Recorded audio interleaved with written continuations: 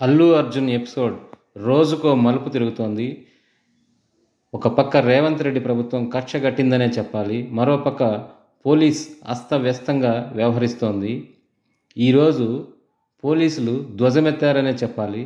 అసెంబ్లీలో ముఖ్యమంత్రి తప్పు మాట్లాడతారా అని కోమటిరెడ్డి వెంకటరెడ్డి మీడియాతో మాట్లాడుతూ ఎంత అన్యాయంగా ఉందంటే, మరోపక్క అసెంబ్లీలో అక్బరుద్దీన్ ఓవైసీ డైరెక్ట్గా రేవతిని అల్లు అర్జునే చంపాడు అన్నట్లుగా మాట్లాడాడు. ఒక యాక్సిడెంట్ ఉదంతాన్ని సంధ్యా థియేటర్లో ప్రపంచమంతా గమనిస్తూనే ఉన్నారు. ఈరోజు అల్లు అర్జున్ని ఎలా కార్నర్ చేశారో దీన్ని ప్రజాస్వామ్యం అంటారా? రేవంత్ రెడ్డి ముఖ్యమంత్రి అయినప్పటి నుంచి కూడా ఎన్ కన్వెన్షన్ కూల్చడం, మరియు బీఆర్ఎస్ నాయకులను వేధించడం, పేద ప్రజల ఇల్లు కూల్చడం లాంటి కొంపలు ముల్చే పనులు చేస్తున్నాడు తప్పితే ఒక్కటైనా పనికొచ్చే పని చేస్తున్నాడా? రేవంత్ రెడ్డి ఈరోజు ముఖ్యమంత్రి అయి ఉండొచ్చు.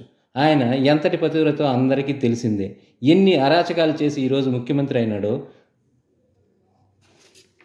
అదేవిధంగా పోలీస్ వ్యవస్థ, ఏ పోలీస్ అయినా సినిమాలు చూడకుండా ఉంటున్నారా? రేవతి మృతి పట్ల అంత సానుభూతి చూపిస్తున్నారు. ఎన్ని మానభంగాలు, ఎన్ని లాకప్ డెత్తులు, ఎన్ని అరాచకాలు జరుగుతున్నాయి. లంచం తీసుకోకుండా ఏ పోలీస్ అయినా పని చేస్తున్నాడా? ఏ పోలీస్ స్టేషన్లో డబ్బులు తీసుకోకుండా పని జరుగుతోంది? న్యాయం ఎంత ఖరీదైపోయిందో ప్రతి ఒక్కరికి తెలిసిన విషయమే. పోలీస్ స్టేషన్కి వెళ్ళాలంటేనే జనాలు భయపడే పరిస్థితి. ఈరోజు కొంతమంది దుండగులు అల్లు అర్జున్ ఇంటిపై దాడి చేశారు. ఇది ఎంతవరకు కరెక్టు? కొంతమంది సినీ ప్రముఖులు వెళ్ళి అల్లు అర్జున్ జైలుకు వెళ్ళిన తర్వాత కలిసి పరామర్శిస్తే అది కూడా పెద్ద తప్పు అన్నట్టు మాట్లాడుతున్నారు. కరుడుగట్టిన హంతకుణ్ణి చేసేశారు అల్లు అర్జున్ని.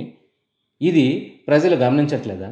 ఆయన 20 సంవత్సరాలుగా బిల్డ్ చేసుకున్నటువంటి కెరియర్, అభిమానధనాన్ని ఎవ్వరూ తగ్గించలేరు.